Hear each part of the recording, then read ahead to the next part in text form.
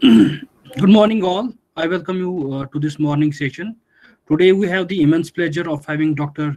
Prakash Kumar Rathod with us. Sir is an assistant professor at Veterinary College, Bidar, Karnataka. And the topic of deliberation chosen by our resource person is good practices for sustainable feed and fodder management in animal husbandry. Sir, your presentation is visible. Please unmute yourself and please be, if you want to be visible also, you can turn on your camera and you can start, sir. Please start. And sir, we have about 1 hour, less than 1 hour for the presentation, and 5-10 minutes, depending on how fast you finish, for the Q&A. Is it fine now? Yes, you're audible as well as visible. Let's switch to our PPT. Yes. Start the. We have to allow. Good morning, all of you. Can you start quickly? Okay, yeah, exactly. Thank you. Let's start, sir.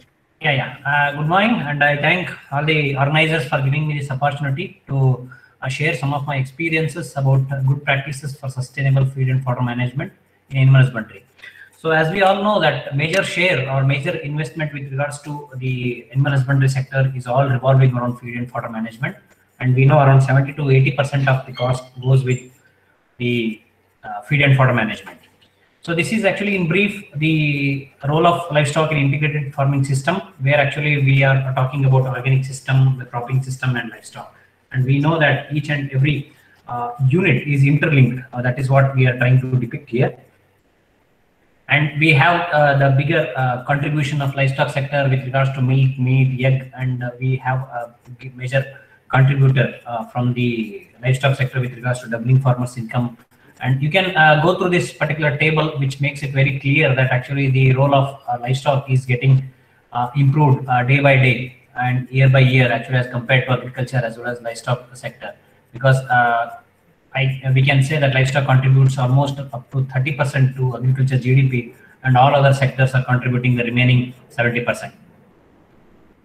So with regards to, because although we have different sectors working, we are actually seeing that actually extension sector needs to still work hard on this aspect, because livestock extension especially is not taken so seriously as of now or till date, because it is taken very sporadically, casual, or it is still occasional and has various issues with regards to the budget, human resource, infrastructure, and so on. And we have different agencies who are dealing with livestock extension. But when we say livestock extension, people still are not able to define what is livestock extension. And we can see different organizations who are delivering these services. So we have the State Department of Animal Husbandry is the major stakeholder, who is actually the person to deal, or maybe I can say the agency to deal with livestock extension to a greater extent. But it has got its own constraints with regards to inadequate staff, poor budget, illiquid major concern. And issue is actually still we are not able to make it clear that livestock extension, what is is it going ahead with the clinical approach, or actually do we have to talk only about training demonstrations? Because some states even says that organizing an animal health camp is actually extension activity, and some states say that organizing animal health camp is actually a clinical department affair. So predominant observations, what we could make out is actually we have that most of our livestock sector focuses only on healthcare and breeding interventions. So we know that most of our budget as well as activities are all revolving around healthcare as well as breeding interventions, but the major focus we need to have is on feed and fodder management. So interestingly, we also have pointed out that in one of our studies, we have pointed out that less than 10% of the budget is allotted, so we need to allot at least 10% of the budget for extension activities, but we see that hardly less than 1% has been allotted by different states. So coming on to the, as we said, actually feed and fodder is a very important entity for all of us. We are seeing that actually there is a deficit of green fodder as well as dry fodder over the years. So from 1995, we had a deficit, and this deficit is still continuing, and we are not able to meet that demand. Again, with regards to our crude protein and TDL, so total digestible nutrients, here also we see there is a deficit of the crude protein and total digestible nutrients. So we have different constraints or issues with regards to feed and fodder production, and we are also trying to have some strategies for feed and fodder management, and we also need to have certain ongoing schemes and programs. So these are some of the important constraints that we have noticed in different parts of the country, I can say, because I am going to share some of my experiences with regards to being in Karnataka as an assistant professor, as well as actually having some experience at working at ICRISAT, which is an international organization, wherein we could have some experience of working in Uttar Pradesh and different states, Orissa, Maharashtra, and Karnataka. And in the same way, actually, we can have these constraints, because it's a common constraint that even maybe I can say the farmers of whole country are facing. So it is with regards to irregular supply of seeds, or they don't have knowledge, they not have much accessibility to inputs, there is scarcity of water, maybe lack of land, labor, and so many. Next, in this constraint, we need to have, in this issue, we need to have different strategies, and different strategies can be in terms of cost-effective concentrate or supplementary feed preparation, silage preparation, green fodder production, the chaffing of fodder, mineral mixtures. So we have a list of activities under feed and fodder management, but here in my presentation, I'm going to share some of the practices what we have followed in our project areas, or as well as actually in our nearby villages, actually, and that is what I'm going to share. When I say good practice, this is actually a process or a methodology that represents the most effective way of achieving a specific objective. See, I do not say that these practices are the only way of achieving the goals or the only way of achieving our objectives, but the point here is we need to understand that this may be a practice, good practice for us, and what you people are following may be a good practice for you. Ultimately, we should understand that it is the way of working. So it is only a way of working, and I do not normally say that it is the best approach. Okay, so we can have our approaches depending on the situations, depending on the region where we are staying, region on the farm, depending on the socio-economic background of the farmers. And some of the examples we have is application of ICT, application like how to link farmers to the markets, how to have capacity building activities, the role of farmer organizations. There are different good practices we have, but I am going to focus mostly on feed and fodder management and animal husbandry. Firstly, I am going to take some of the examples or some of the experiences we had from a World Bank funded project, that is Karnataka Watershed Development Project. So it is also called as Sujala. It was the third, actually that's what we say, it's Sujala third program. So we had different partners in this. We have agriculture department, we have watershed department, we have irrigation, we have horticulture, we have veterinary university also. So that's what even veterinary university was involved here to look after animal husbandry activities. And this program, which was started in December 2014, had different objectives, and it was implemented in totally 11 districts of Karnataka. And actually, I personally was handling one of the district, that is Bidar district, and I'm going to share most of our experiences from Bidar district. And later on, I am also taking some experiences from Uttar Pradesh, where I was working as a ICRISAT scientist, and I am also giving some experiences from my PhD experiences. So we were working basically in 14 villages, and we had different approaches followed here. So the approaches was just to come up with the baseline survey. So we did a baseline survey. So very interestingly, we should understand that in all the baseline surveys, what we do, this is the best practice we followed. Like, we need to have certain critical gaps. So what we are seeing here is the population of livestock was mostly with the desi cow and buffaloes. We have extension to semi-intensive system. There was only 2.68 liters per day. You see, the Bidar normally is actually considered as a dry belt, and it is having actually so many issues with regards to the drought conditions. And even when you say, actually, people normally fed the jawar straw and sugarcane tops, and we did not find much fodder production in these particular areas. So I'm not talking only about Bidar. We have the similar situations with regards to North Karnataka, I can say. We have around almost 10 to 11 districts here where actually they face the similar problems.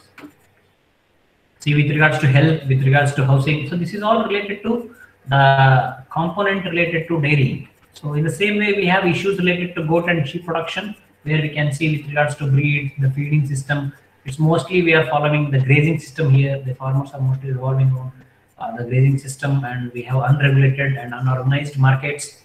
So in this context, what we could do is we could identify some gaps and have certain identified interventions. See, when I say dairy production, we say actually low productivity, green fodder shortage, fodder wastage, or maybe I can say lengthy intercalving period. So they are all actually gaps what we could object notice out of our project baseline survey.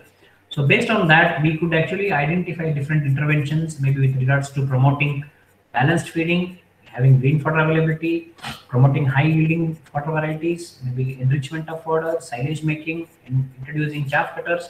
So there are different interventions what we could introduce based on our critical gaps studies. In the same way, we have goat and sheep production systems, wherein we could see actually inbreeding, poor kidding and winning rate. There are actually different critical gaps, and we could identify different interventions. So based on our critical gaps and interventions, we have planned some of the activities or some of the interventions which we will be discussing one by one. Now, I am trying to focus mostly on feed and fodder management because that is the topic assigned to me, because we had different activities, but still here in my presentation I'll be focusing only on feed and fodder management. So as we say actually always that the feed for livestock should have 60 to 70% of green fodder, 20 to 30% dry fodder, and 5 to 10% of concentrates or supplementary feed. This is mostly not followed by most of our farmers.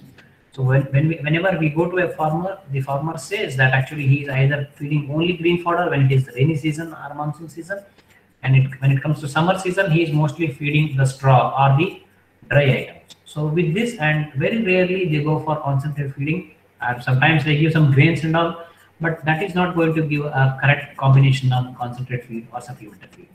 So this is what we need to understand, that we need to have a combination of green, dry, and supplementary feed, so that we can have a better milk yield as well as better fat and SNF content, so that the farmers can get better income.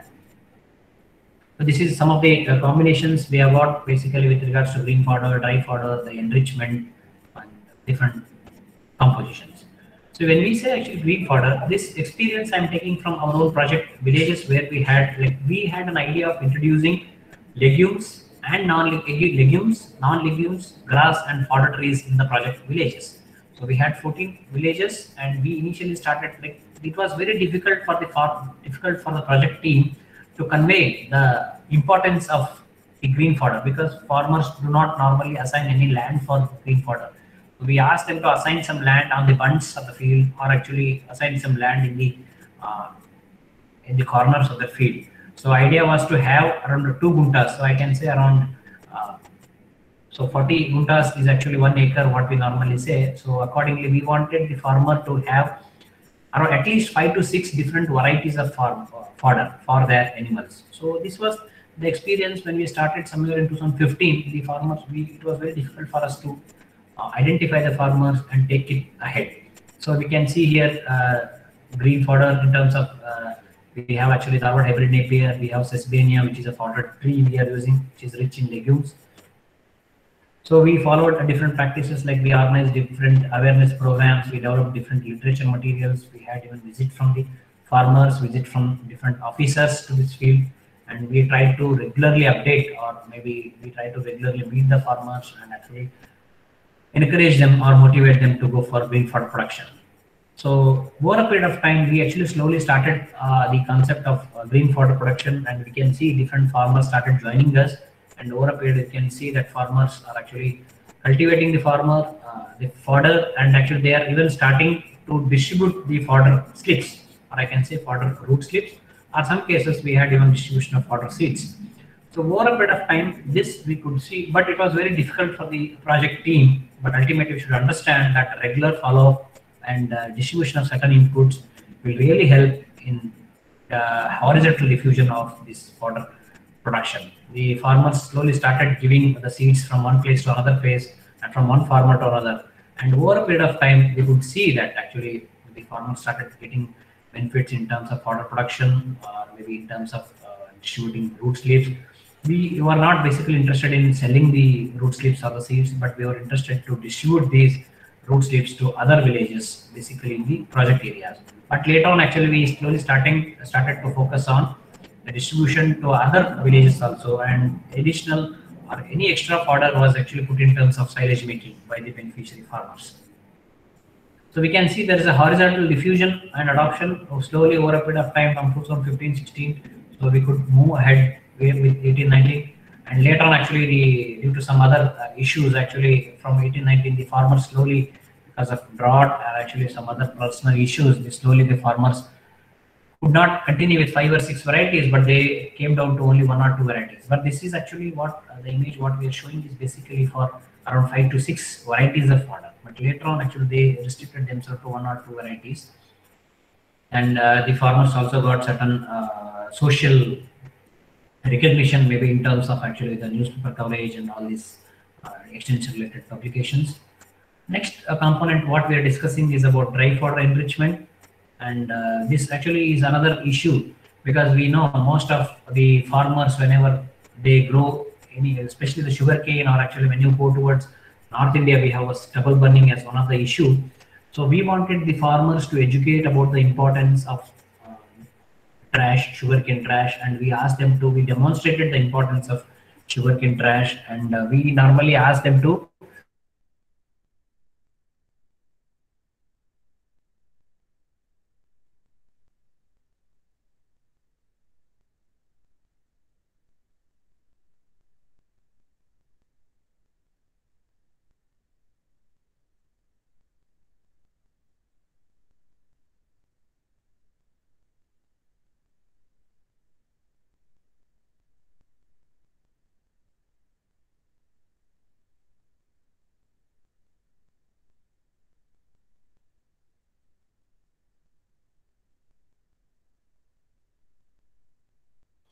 Hello, sir. Hello, Dr. Rathod. Hello.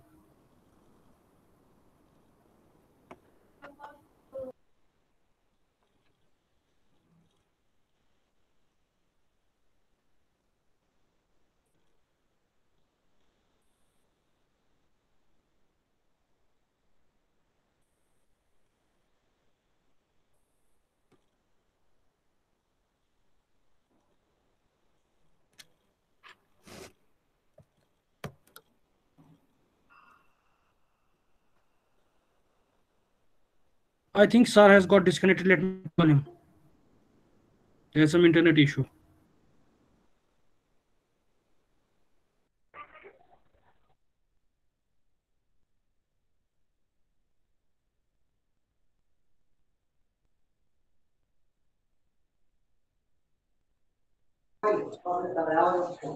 Yeah. Hello. Yeah, please stay on. There is some problem. The connectivity issue. So please, participant, please stay on. We will be back within 5 minutes.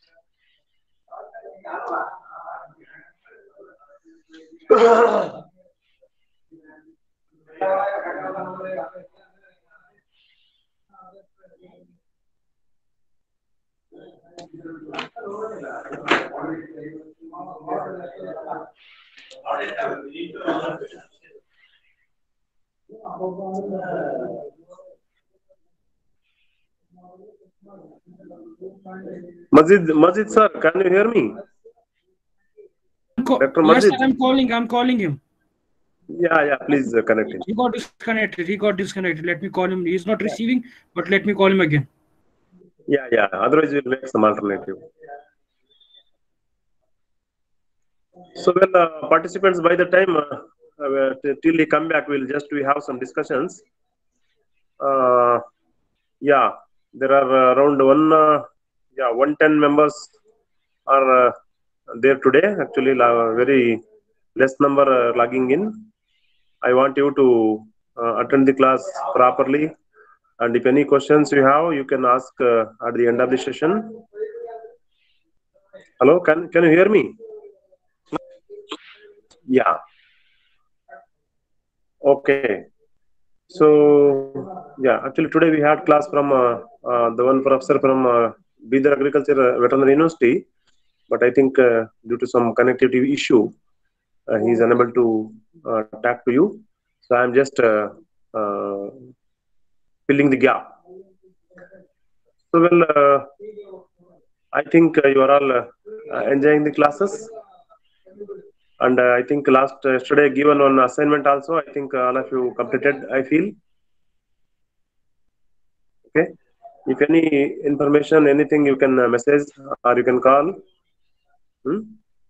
So, and one more thing is, we have passed upon you one form, small form related to your name, then address. Okay, because this time we use a number of participants, and there may be some spelling mistake, and that sort of the issues.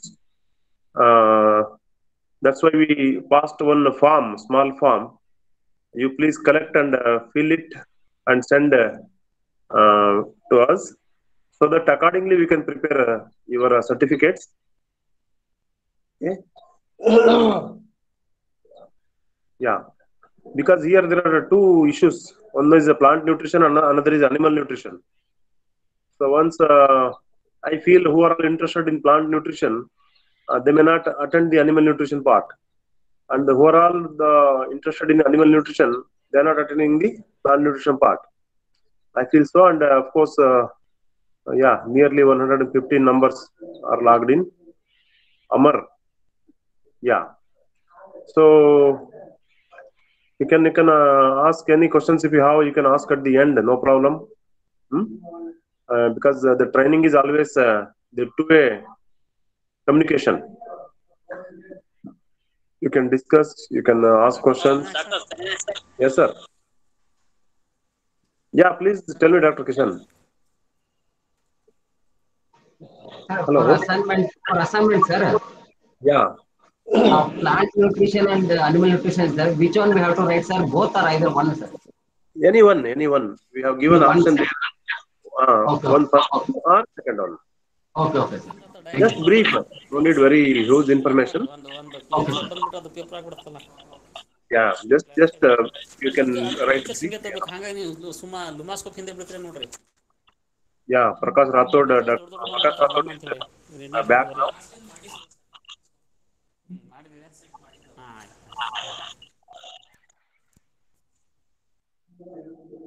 Yeah, I think he will continue now within 5 minutes.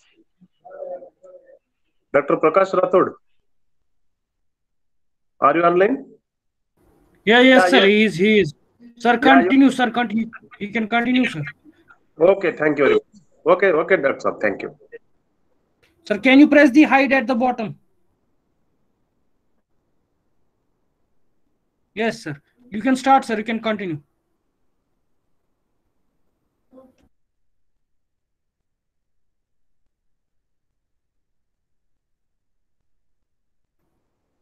Hello?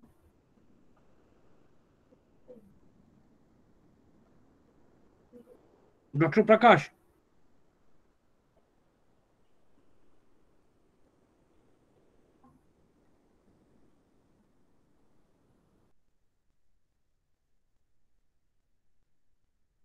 Sir, can you say something?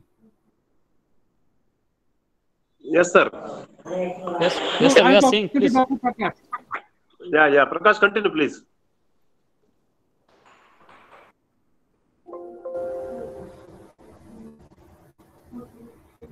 Can you unmute yourself?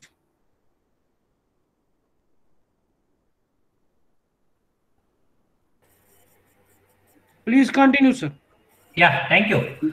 So we all know that actually whenever we have this excess green fodder with us, we can go for silage making, so that this silage can be used in terms whenever we have a lean season. See, today actually we have a rainy season, and you can have green fodder and you can store it as a silage, and then you can use it maybe in the month of February, March, or maybe April, whenever you have a shortage of green fodder.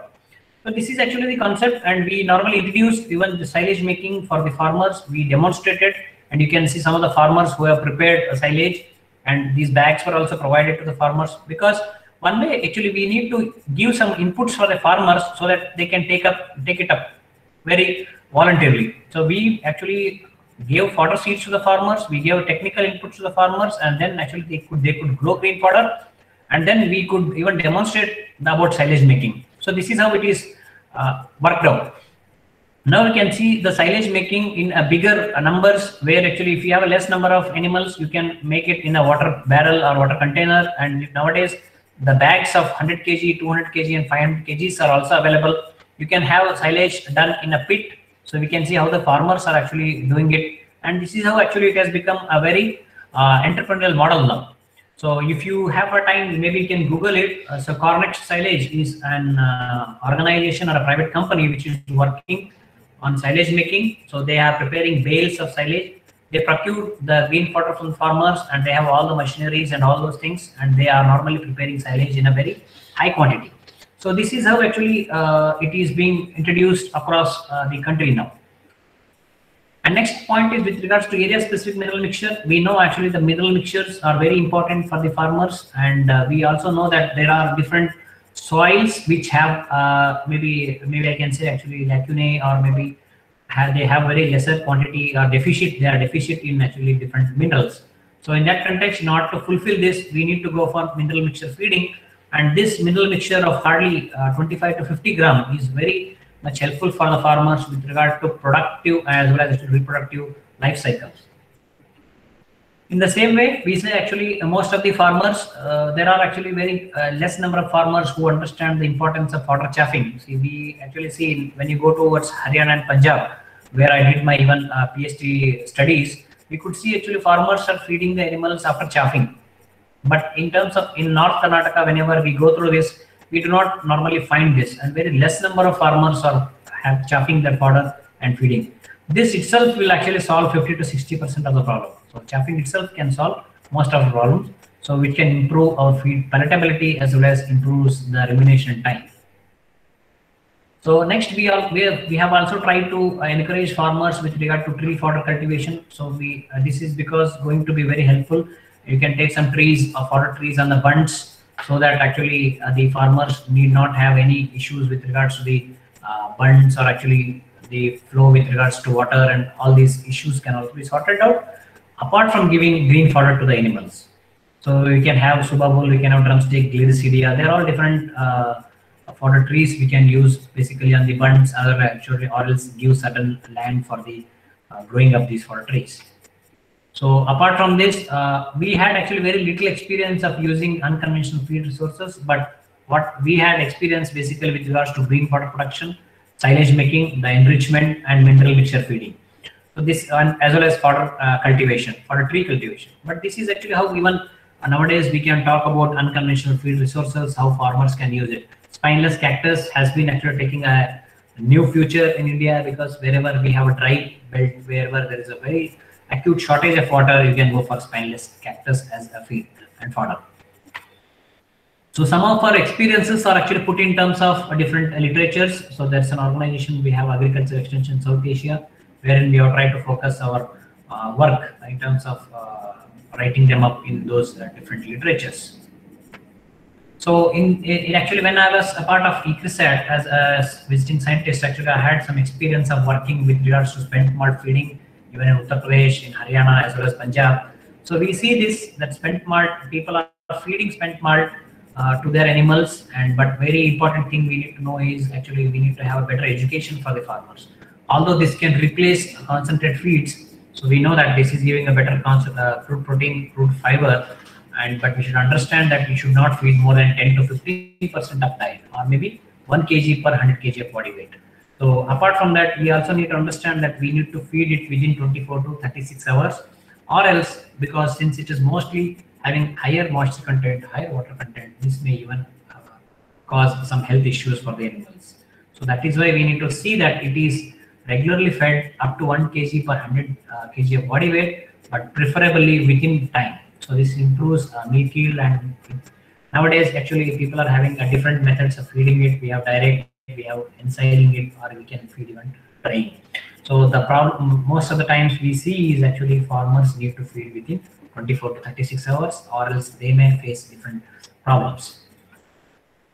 So when we had actually an experience of working in Bundelkhand region of Uttar Pradesh, Bundelkhand region, most of us know that it is actually a very has acute dry, we say acute drought condition, and we also had to have a certain plans or activities introduced, and we have a very strange practice called Annaprata, where actually they have a stray cattle, and actually we have a large fallow land. So we also had different activities here. And there actually we introduced different fodder systems. So we were working basically in 20 villages of 7 districts of Bundelkhand. So we had different components with regards to the fodder production. We always encourage the farmer to have legume and non-legume combinations, as well as apart from fodder trees. So we in Kharif season we had legume cowpea, and we had actually sorghum Coefer 31, apart from having sesbania and subapur. So we can see different total quantity the farmers received and total area under fodder cultivation. The very issue here is many times we can see actually in one of the image there is actually sorghum fodder CHS 24 MF actually at Jalon village, where actually it has grown to such an height, and scientists of IGFRI institutes like BF, they were all actually partners with ICRISAT for introducing these type of interventions. Next, in Rabi season, we can see actually the farmers very happy with barsim as the legume and oat as the non-legume. So barsim we had provided Ordan, and we can see different quantities in different districts of Bundelkhand. So even we had implemented crop cutting experiments with regards to green fodder, because this is not the practice we normally follow for fodder, but we normally follow this crop cutting experiments only with regards to the other crops. But even in our project villages, where first time the farmers introduced, and they were very happy with the barsim, and we could even see that farmers were selling barsim in the markets. So they were almost earning by selling actually the barsim crop in the markets, local markets. So this is all actually what we discussed is all about the large animals or large ruminants. But now we are again going ahead with discussion for the small ruminants. So we had some of the experiences with even feeding of goats, and we mostly focused on the transition period. See, when I say transition period, so it is actually the last 2 months of kidding and almost 2 months after kidding. So we are trying to cover around 3 to 4 months of period for the pregnant goats. So this normally has improved, it improves kidding percentage, and it normally gets low mortality. As we know, actually in case of goats, the mortality of kids is almost 25 to 30% in the initial 1 to 2 weeks. So we have even tried to reduce the mortality, and there was improvement in the mean birth weight of the kids, and health or body condition score of mother as well as the kids was also good, and there was increased milk yield in doe. So this is what basically we did was actually and there was increase in the twinning and triplet percentage also. So this is a combination we had basically. Actually we discussed in consultation with the animal nutritionists, and we prepared this feed. This we did even in Karnataka, different districts of Karnataka, and later on we have also introduced this in Uttar Pradesh. So this is the formula. Basically, we can have the first combination, or else even at farmers level, you can have a second combination also. So we can feed around 250 grams to 300 grams daily in 2 split quantities, and the raw materials are also actually mentioned here, so that if somebody is interested, can have it. So we could see actually a lesser number of mortality and improvement in the birth weight of kids. So we always went for, see, once you distribute the feed to the animals, to the farmers, the farmers are asked to feed the animals, and every 15 days we used to go to the farmer and actually see the weight of the mother, and if there was any kidding, see the weight of the kids also. Because what we normally see is, this is not the practice followed by the farmers. We only see that farmers are following the grazing practices.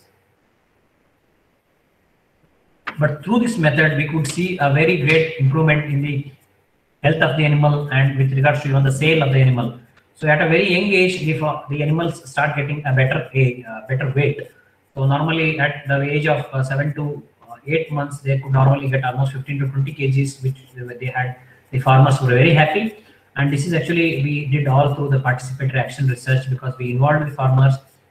This is only a small study which is taken and I just put the screens of some of the paper what I published. But we did this exercise in Karnataka. We did this in different districts of Karnataka as well as in Bundelkhand region of Uttar Pradesh.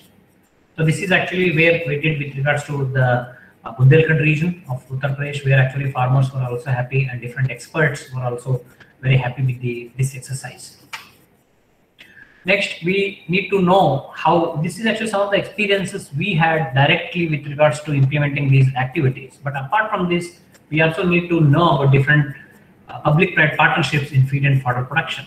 So I'm giving some examples because whenever we talk about public-private partnership, this is normally used in different fields, but very rarely for the feed and fodder sector. I'm giving some examples from TANUVAS, that's Tamil Nadu Veterinary University, wherein actually this, you can see that this was actually a cutting from 2012, where we say that actually farmers or the university has tied up with the farmers for procuring the fodder seeds. So this story actually has built up to such a great extent that today you can see almost more number of farmers.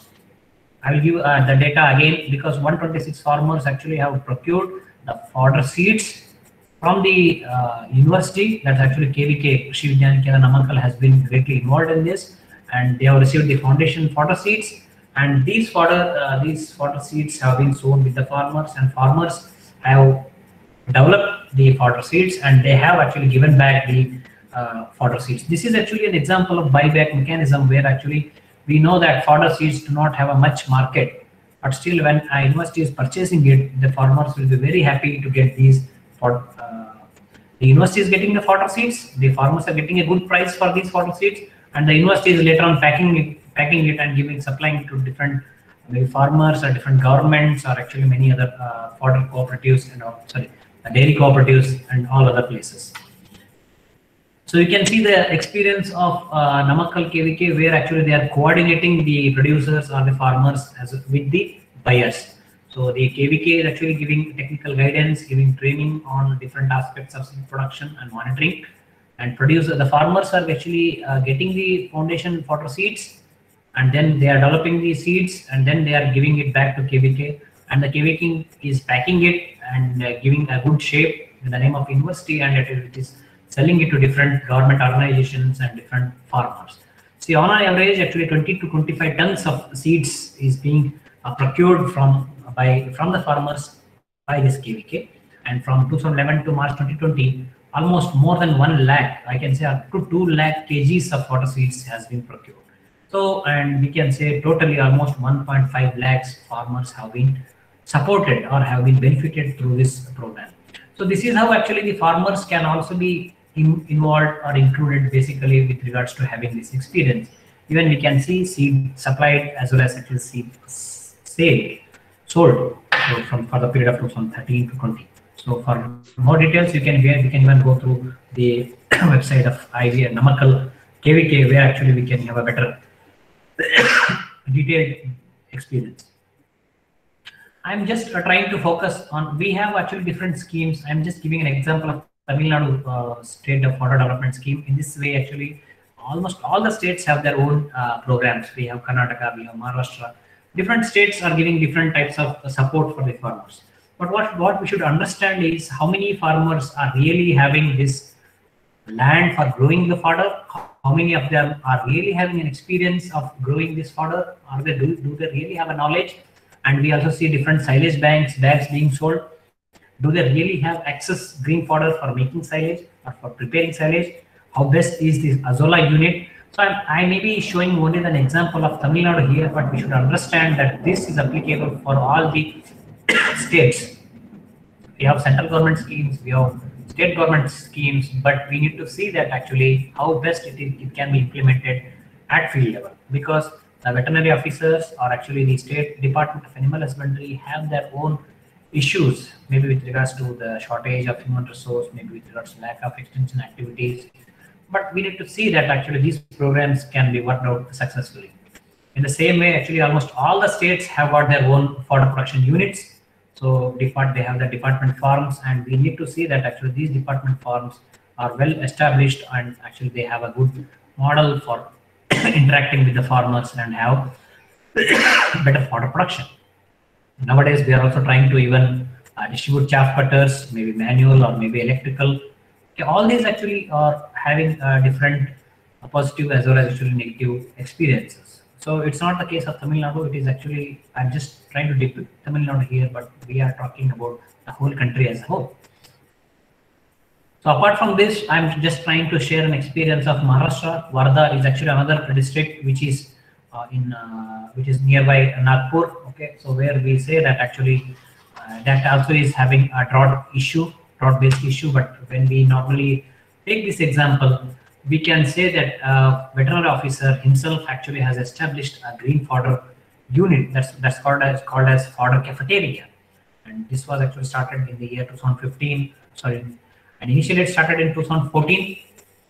Okay, and then in 2015, and then later on actually it was moved.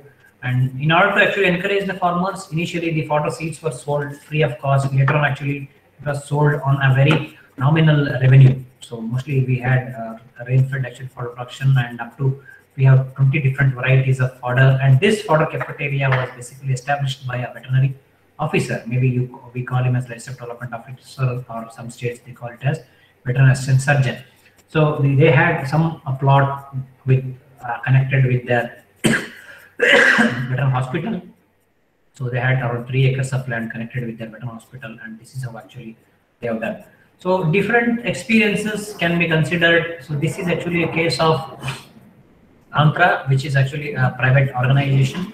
So that's an NGO basically, and they have worked on acacia. So although we have moved ahead with different fodder varieties, but we should not forget our local or traditional fodder varieties. Acacia is one such example where actually we could, where actually farmers can feed acacia to the animals, especially the small ruminants, prefer this Acacia nilotica as a fodder. This actually, there are some of the experiences. What I'm trying to give is all from the different fields, different where I'm directly and indirectly connected. And we should also understand that ICT nowadays is directly or indirectly connected with fodder development. See, we say, although we say ICT has got its role in almost all the fields, so we should see that how ICTs are trying to grow actually to a greater extent. The university, our own university, has got different literatures on working on fodder, so in local language or as well as actually in English. And we should also see that different organizations, like we have Feedipedia, which is given by actually FAO, and we have actually IGFRI, which has developed a Chara app.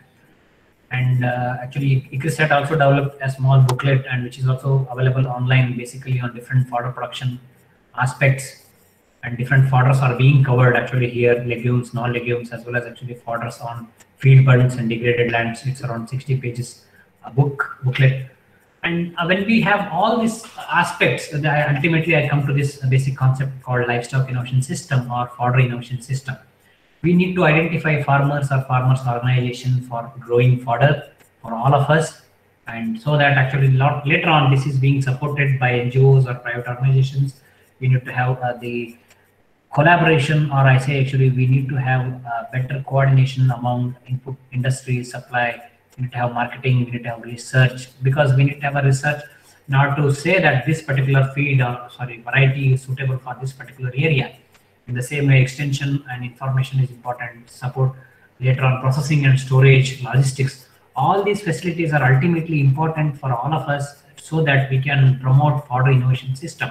So this is a way of actually generating the ideas and later on actually modifying the active ideas or modifying the activities depending on the requirements, so that we all can learn and we all can promote better.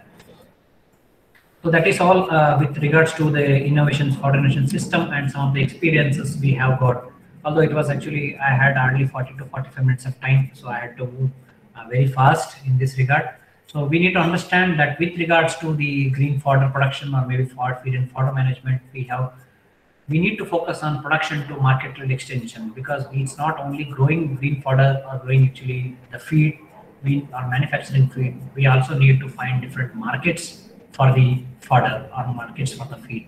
In the same way, we also need to focus on region-based practices. So we need to understand dry land, we need to understand about hilly areas, which fodder seed is suitable for which area and which feed we can prepare, and what are the best or locally available resources available with the farmers so that we can prepare feed at the farmer's conditions, and different fodder seeds or different feed for the based on the species we have. We have cattle, sheep, goat, buffaloes.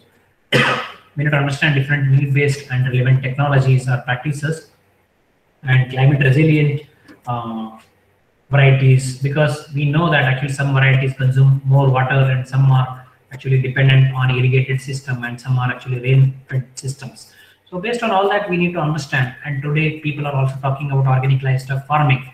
So when you say that actually your milk is organic, we should also understand that our green fodder or our feed should also be organic. So that is how actually even the organic feed or organic fodder is also having a greater demand. Later on, with this all green fodder production and feed and fodder management practices, we can even think of value addition, because having resources like maize, having resources like groundnut cake, these all can be clubbed together and have a different unit. We can have a different units. So we can spend very little, maybe up to 1 lakh or 2 lakhs, so that you can prepare our own feed. So this involves a very less machineries, like we need to have a grinder, we need to have a mixer, so that we can have 100 kgs or 200 kgs of feed prepared. And in the market nowadays, we see actually a feed is costing around 25 rupees to 30 rupees per kg. And if we can prepare it at our own home, it's coming around 17 to 20 rupees per kg. So we can save a lot by doing this, but only thing we need to understand is the resources, what is available with us, and resources what we can procure at a very cheaper cost. So this is going to be really helpful for the farmers or for the extension officers.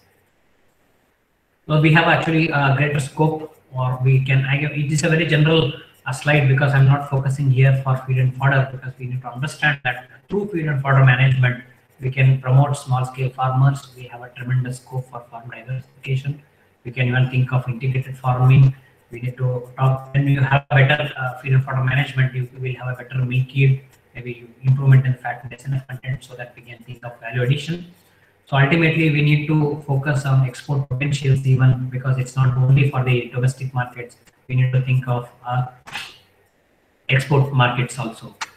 So to conclude, I would like to just put it as animal husbandry sector has a greater scope, and I also told you in the initial period that there is no single or specific strategy, but we need to understand the heuristic approaches. That's what I told.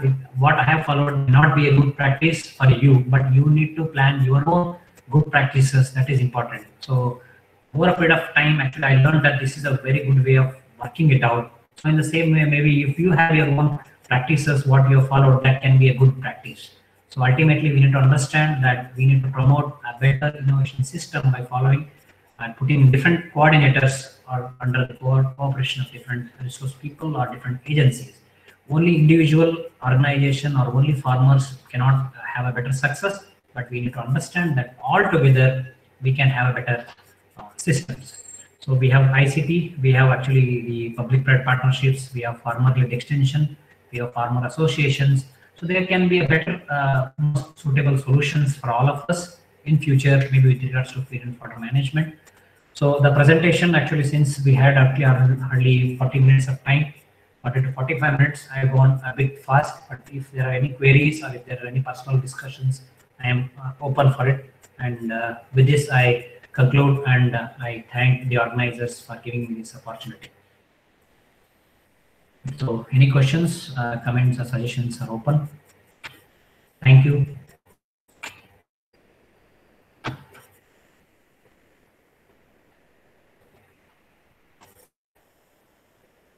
Hello, sir.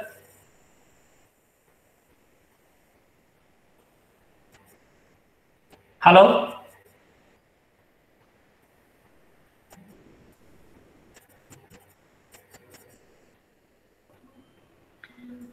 Hello. Do you have any questions? Please ask.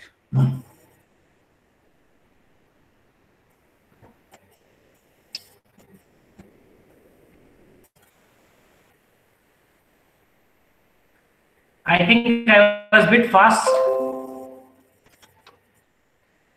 No, we are perfectly in time. We can have a Q&A session. Okay, no, because I feel so, that's yes, why. Any questions, please ask right now.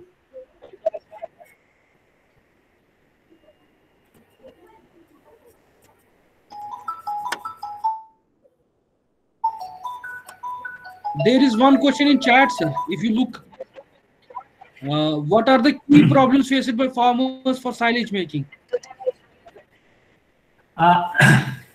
Yeah, actually, with regards to this question, silage making basically is done in a situation where there is excess green fodder. Because what happens is many other times the government is promoting green fodder or maybe the silage making, but we do not, the government even many times do not know actually how many farmers have excess green fodder. The issue here is if you have excess green fodder, then you have to go for silage making. If you do not have excess, then we do not need silage. And next thing is, if you can even prepare silage, you can keep it or you can feed the animals in lean season. Just as I told you that if I have excess green fodder today, and maybe in the summer season I may not be having rain and I may not be having green fodder, so I can prepare it and keep it there. The only thing is the issue with regards to the handling of green fodder and issue with regards to preparing silage. There are different methods of preparing silage. You can have bags, you can have actually pit method, you can have tower silos, different methods are there. But the only thing is how best the farmers feel it is good at their conditions is very important. And once you open the silage bags after 21 days, we should understand that it is going, we need to feed the animal how much is required and again pack it up and keep it. So we can start using the silage from one side, use some polythene sheet like that, and actually as you use it, then again you have to close it back. So that is how actually it works. So this is actually, these are some of the issues with silage making. There is one more question at the bottom. Yeah. How much silage kg can be given maximum quantity to a dairy animal? See, silage actually can be given as a green fodder. Silage is nothing but a green fodder. As I already told you, like if I give an example of, in brief, if I say, if you are feeding 10 kg of fodder to an animal, just an example. So in this 10 kgs, you need to have 6 to 7 kg of green fodder. I can say even 6 kg of green fodder. So that green fodder is nothing but silage, because silage is not going to, it's just as good as a green fodder. So then we need to have 3 kg of dry fodder and around 1 kg is for your concentrate feed. So this is how we can calculate. So this is actually even for a 400 kgs of animal, hardly it goes around 15 to 20 kgs. So it's as good as a green fodder. So you can go up to 15 to 20 kgs depending on the animal. And I can see the question, it is for 400 kgs. It's around 20 kgs.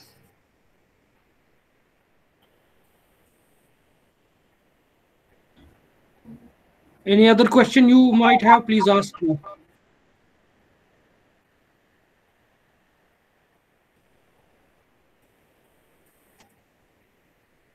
Sir, I think you will be sharing this presentation to all.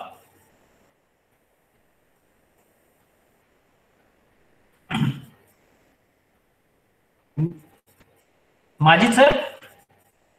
Sir, you can email it to me on the same email. I'll be making it part of the YouTube video as well. Okay, fine sir, I will send it. Yeah, there is one more question at the bottom. Yeah, actually, it is with regards to the animal, what they are asking is there any adverse effects? See, normally what happens is any feed you give to a higher quantity, to a more quantity, normally will cause high adverse effects. So the issue here is actually if your silage is not well maintained. See, for example, that's what I was saying. You should maintain the for 20, like you need to maintain this silage in airtight conditions as well as under actually watertight conditions. So if there is any problem with the moisture content and if your silage is not well maintained, then actually there might be issue with aflatoxin content as well as some other issues. So that is how actually we need to see that. And if it is well maintained as per the technical aspects, there will not be any problem and you can feed silage. And for some actually, like there is a question with regards to 40 kg silage. You need to go through the requirement of the animal. It is not actually like how much, there is always an end point for feeding. And I see even many times the farmers feed even up to 8 kg, 10 kgs of concentrate feeds. We need to understand that the maximum limit you can go is around 4 to 5 kgs for concentrates, and you can hardly go to 20 to 25 kg of silage. Because you need to have silage along with your You still have dry fodder to be fed. You still have concentrated feeds to be fed. It's not the silage only to be fed. You need to have dry, green, and concentrates to be fed for the animals. I can see another question with regards to Brewer's green feeding. As of now, actually, there are actually some of the studies which have undergone with regards to Brewer's feed. That's what we say about spent malt feeding. This also has a similar problem because I said already that you procure it from some industries or from factories, and you normally have to feed it within 24 to 36 hours. If you try to keep it for higher period, this also will have a similar issues. Just I was explaining for aflatoxin or actually maybe mycotoxins and all. So because it is very high in moisture content, so we need to look at that point also. So in that context, we need to even think of feeding it. And apart from that, we need to feed it hardly 1 kg for 100 kg of body weight. So we cannot feed it more. So this also will cause similar health problems if you are feeding more. So anything else?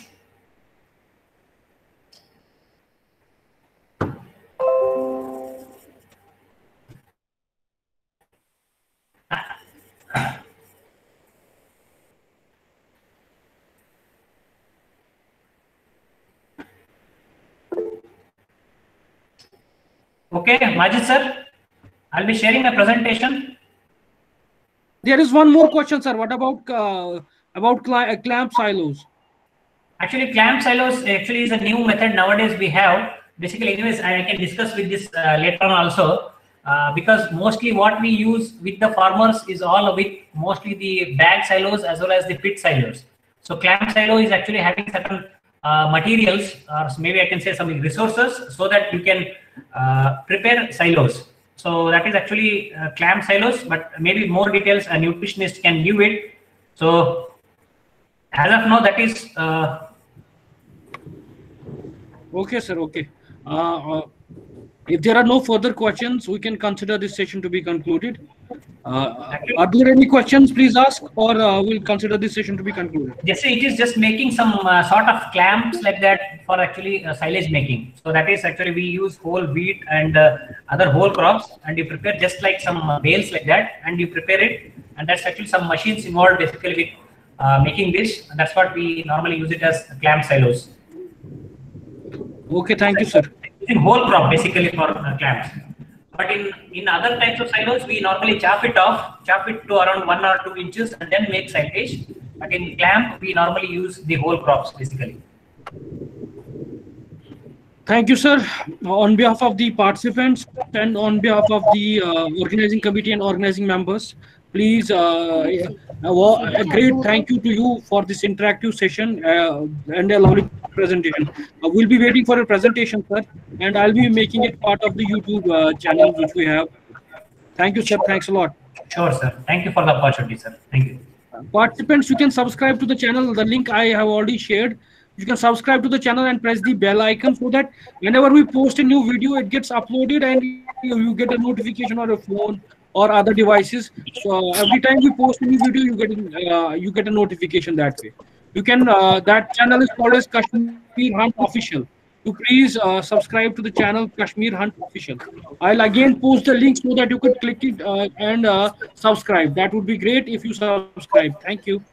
We may all join back at 2:30. Thank you. Thank you. Yeah.